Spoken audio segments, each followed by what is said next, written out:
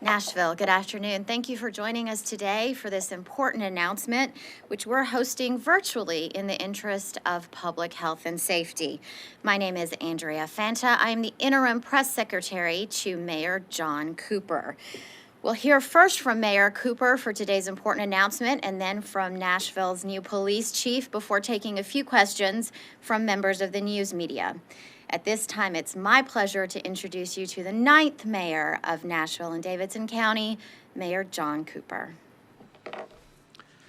Well, first, I want to thank the 42 members of the Policing Policy Commission for providing a blueprint for the next chief.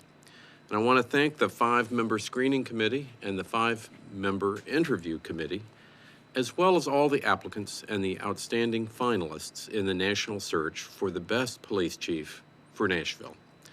And I want to thank the thousands of people that participated on our online survey to identify what Nashville wanted in their next chief of police, and the thousands of people that connected with Deputy Mayor Haywood. And I want to thank the people from across Nashville who had a voice in this decision. The people of Nashville want their police chief and their police officers to be their partners. They want our diversity and our values to be reflected by our department. And importantly, that our officers always serve our community and each other with dignity and respect all of the time. Now, the search formally identified areas of strength that we need in a chief. We need management experience, history of effective community engagement, proven ability to implement evidence-based strategies to increase public safety, collaboratively address the needs of marginalized communities, communication skills, strong employee relations, commitment to officer well-being, cultural awareness, and crisis management skills. John Drake has significant accomplishments and very strong scores in each of these areas. He also has a unique understanding of Nashville. We need a leader with a great heart and a great partner for our community. And John Drake is someone that can start on day one to make us a greater city. He knows what to do. And very importantly, John Drake will have the community support behind him to do it. Now, we need a great chief to inspire our officers and instill an absolute sense of integrity and build up thousands of relationships, each one important, between the community and the department. John Drake is that relationship builder. He has demonstrated that integrity. He has earned our trust and earned the job. He will report back to the Policing Policy Commission on a timetable for implementing change in our department in order to make Nashville a model of 21st century policing. Community groups, departments, and citizens already know that he will be their partner. John Drake knows our communities, and he knows how to serve them. He starts work with deep first-hand knowledge. He has demonstrated his ability to partner with the community. He has the respect of his team, and he is an inspiring story, both for the department and for Nashville. Many other cities would like to have John Drake as their chief, and I'm grateful that he didn't take those opportunities, that he saved himself to serve the city that he loves. Now, in this year of crisis, he's been a steady hand. He comes to being chief completely prepared and with the determination to be a fair and firm leader while not losing his decency and compassion. Let me turn this conference over to Chief Drake. Congratulations, and thank you in advance for all of your hard work. Mayor Cooper, I am deeply honored and absolutely excited to lead the Nashville Police Department as only its 8th Chief of Police since our metropolitan government was formed in 1963. I am humbly grateful for the confidence you have expressed in me and thank the countless Nashvillians from communities across our city who have personally or electronically offered words of support over the past several weeks. I will lead with my heart by being open and accessible to the community while connecting with people. At the same time, I want officers to know that I care deeply about them and will work to build more wellness programs and other services to help officers flourish in their careers. Most assuredly, these are historically critical, and some have even said consequential times. Never did I think as a child growing up on North 9th Street in East Nashville that one day I would be a police officer, much less selected in 2020 to lead the Metro Nashville Police Department. I mention my upbringing on North 9th Street for a reason. This is my hometown. I love this city. I really care about it. I joined the Nashville Police Department on March 16, 1988, to make a difference in the lives of people, and I know that I have. Frankly, I have not always agreed with the decisions of the police department leadership over the years, but those decisions, both right and wrong, have helped to create me a breadth of historical knowledge about policing in Nashville. I believe in change, and in fact, I embrace change. I'm here to tell you change is coming. My changes will be grounded in collaboration and community-based strategies. During my time as interim chief, we have expanded community engagement teams at each of our precincts. In addition, we have a renewed relationship with the Community Oversight Board, and a new memorandum of understanding with the board is close to being signed by their leadership. Newly appointed Police Department Chief Diversity Officer, Captain Carlos Lara, will work to foster even more meaningful relationships with the COB and will be attending its meetings. At the same time, we are creating the Police Department's first ever Office of Community Engagement and Partnership, a 15-member unit responsible for enhancing existing relationships and forming new ones with community groups and organizations across racial, cultural, and social spectrums. I help protect our outreach to the Latino community, and our liaison to the LGBTQ community will be part of the new community engagement and partnership umbrella, as well as a new outreach initiative to Nashville Kurdish community. And while we continue to develop and foster more partnerships with our community than ever before, we can never take our eyes off the safety of Nashville and all its neighborhoods. We must join together in our city to declare that violence against each other is absolutely unacceptable. So far this year, there have been more than 90 murders, an increase of more than 30% over this time last year. Absolutely unacceptable, and that we are working to reverse that trend. In addition to creating a 29-member centralized homicide unit last month to enhance our ability to get violent criminals off our streets, we have embarked on a new intelligence-based collaborative effort to reduce gun crime in our community. Precinct commanders, officers, gang unit detectives, members of the gun crime unit, the juvenile crimes task force, and other components are working together to smartly address violence without creating a sense among residents of being over-policed. But we in the police department cannot reduce violence by ourselves. It also takes community determination. In the coming months, we will focus on relationships and partnerships and community meetings to better equip residents in efforts to build stronger, safer neighborhoods. On the mental health front, I have plans to build a crisis intervention team based on a co-response model. Officers wearing plain clothes will team with mental health experts to better serve our vulnerable communities. I've already had communication with the mental health experts and look forward to making that a reality soon. I've read the Policing Commission report, and I appreciate all of the hard work and dedication that went into it. The values in this report, collaboration, diversity, human dignity, and transparency, are my values too. This report will guide my efforts. Yes, these are critical and consequential times for our nation and the great city of Nashville.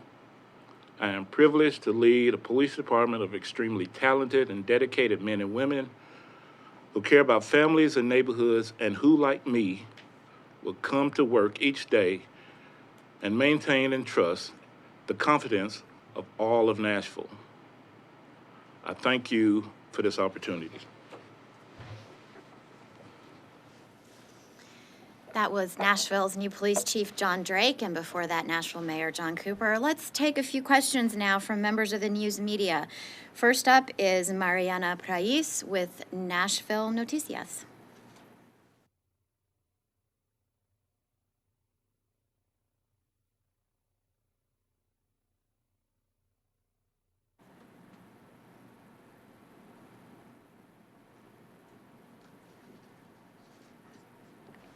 Mariana, ¿me escuchas, Mariana? Do you want to go ahead with your question? All right, let's try to come back to Mariana in just a moment. Moving on to Carly Gordon with News 4. Carly, you're up. Yes, I'm just wondering if Chief Drake can speak to transparency. Can we expect an increase in transparency from the department, and what will that look like? Great question, Carly. I appreciate that. I believe in transparency. I believe the community needs to know what we're doing. They need to know our efforts, what we're doing for community engagement.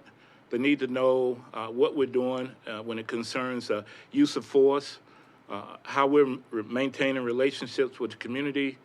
And those need to be posted and easily accessible to the community.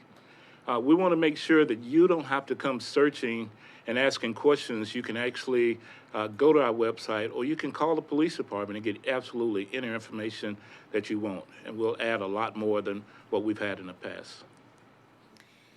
Thank you, Chief. Thank you, Carly, for that question. Let's go to Sergio Martinez Beltran with Nashville Public Radio. Sergio, your question. Hi, good afternoon, everyone. I have a few questions for the mayor, and then one question for Chief Drake. Mayor, I want to know, what do you see Chief Drake would be his first task? What would that task be? One question at a time. Well, thank you for that. The chief's first task is to reach out to the community. I think everybody who knows him knows he has a great heart, and now I think it's a new era for the police, our fine police department, to reach out to the community so that the department feels more connected than ever in serving all of the citizens in the city. But I'm very confident that our chief will be excellent at doing that. Sergio, a few questions for the chief. Yeah, well, my next question for the mayor quickly is, why choosing an internal candidate versus an external candidate? We've heard from people in the community that said the only way to heal this department was by hiring someone from outside of it. So can you explain a little bit the reasoning behind this selection? Well, thank you. I will. In fairness to our chief, he was the best candidate. If you look objectively at all the requirements from our published RFP for what we felt we needed as a chief, created with the input by thousands of citizens, the chief scores best on all those factors. Now, in the meantime, he knows our community better than anybody else possibly could, and he can get to work on day one. So that is a great thing. And as I said, I believe Chief Drake could be the chief for many cities in the United States. We are lucky that he saved himself to be our chief. And if you objectively score all the things that we need in a chief, commitment to officer well-being, cultural awareness, crisis management, the ability to communicate with a diverse and increasingly diverse community, we have the best chief. And because he's your own, doesn't mean that he's not fantastic. And now, anybody who's been involved in the process, I think, would agree that the committees did a fantastic job. And the 5 finalists were each extremely able individuals, and no doubt will be fine chiefs in other departments in other cities in the future. But we happen to have somebody that has no training is required, no introduction is required. And I think it's a great thing when you're not training or introducing anybody. He knows our community as well as anybody in Nashville does, and again, can get to work on day one. And in this time of crisis in the city, that is a useful thing. So thank you. Sergio, we have time for just one or two questions for the chief. Did you have any? Yes, I have one last question for the chief, and thank you for indulging me with this time. Chief Drake, congratulations on your announcement here. What action will you take from the Policing Policy Commission recommendations? Well, the very first one is we need to improve our diversity within the department. We only have 29 female African American police officers. We only have 156 female officers, period. And so one of the first actions is that we've installed a recruitment unit. In the past, people that wanted to sign up for the police department would go to a website and find us. It was a reactive measure. They would click on links and hopefully they would wind up being a police officer one day. So what we've done is we've put members from a diverse community, Hispanic, male, female, Black, Caucasian, etc., into a unit that can be proactively searching for officers. And so we're starting a social media campaign too. We want officers to know, potential officers, that we're out looking for them. It's a great job. I've done it for 32 plus years, and we want people to know what they can be here, and so we're recruiting them for that. I want to be respectful of everyone's time. In just the few minutes we have left, let's try to work in as many reporter questions as we can. Moving on now to Harriet Wallace from Fox 17. Harriet, you're up. Hi there. Good afternoon, everybody. Chief Drake, now permanent Chief Drake, we can say that. Congratulations on your appointment. However, the work now begins. So I've got a couple of questions for you. My first question is, you've mentioned a lot of work outward facing in the community, but there are many who have concerns with what's happening within the police department. There are several in the community who have criticized the police department for protecting officers who they say are participating in bad behavior and becoming of an officer. So my first question to you is, what will be done to make sure that those who are hired to serve and protect do just that, not only to their fellow officers, but also to those in the community? And what will you do to ensure they receive sufficient consequences when they don't do that? My second question is, there are some officers now who are accused of sexual harassment. And it is my understanding that they are still working. There has been no suspension of any type or change in duties while they're being investigated. There are some who say that they're still having to work with people that they are afraid of. Typical fashion, they would be put on leave during an investigation. Why has that not happened, and will that happen? Thank you. Well, thank you for those questions. And it all starts with recruiting. We have to vet our officers to make sure that people that we're pulling from the community have the values of this department. They value the morals, they value sanctity of life for members of our community. They value being a part of the community and doing engagement efforts to make a sense of community. We want officers to get out and know people. And so it starts with recruiting and our training and our policies and procedures. When officers go through the academy, we've already changed our training for that. Officers, they go over wellness, they go over ethics, they go over incident decision making.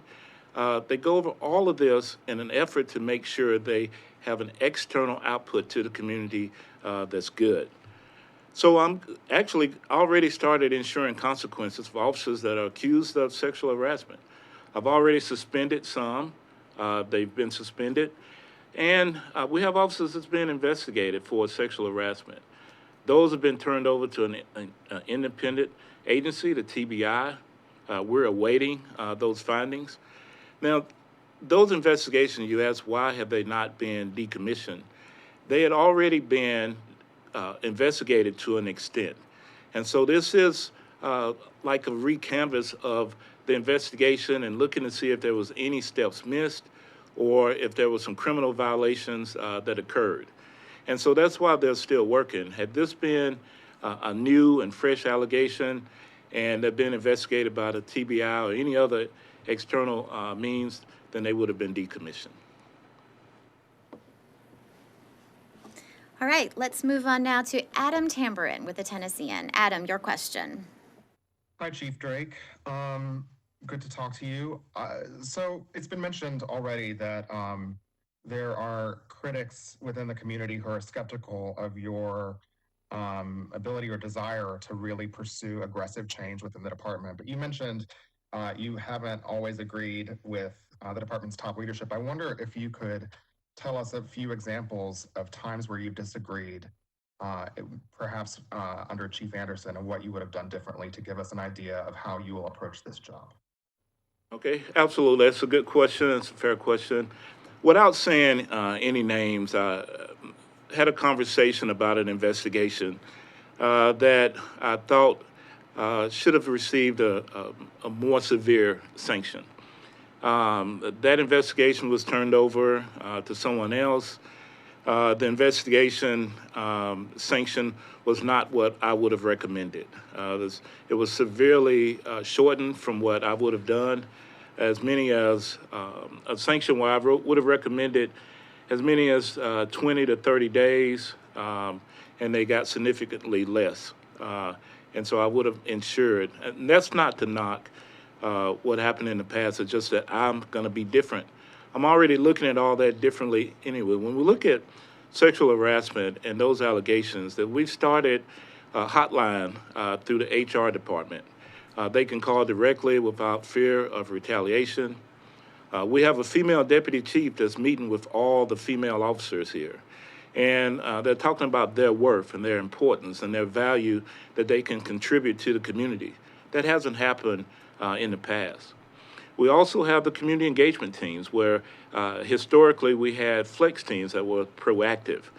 They went out, they saturated neighborhoods, they pulled over any and everybody in the effort of reducing crime.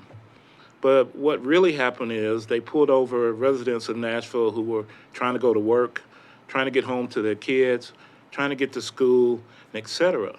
And so now we're looking at precision policing. We're identifying problem people in problem areas, and then we're going after them to not only we can't arrest our way out of this, but maybe we can have interventions. We can connect people to resources to better help them.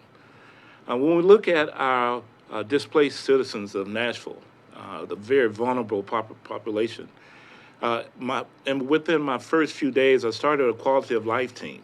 That quality of life team is connecting our displaced citizens with services within the community. And we're looking at crime efforts in the downtown core drastically reducing. And so we're connecting people to services and doing more through outreach than we are through arresting and proactive policing. Thank you so much. That brings us to the end of our time today. I want to thank you for being with us today. Remember, we'll be back here on Thursday at 9:30 for the mayor's weekly COVID-19 briefing. I hope that we'll see you there. Until then, take care. Stay safe.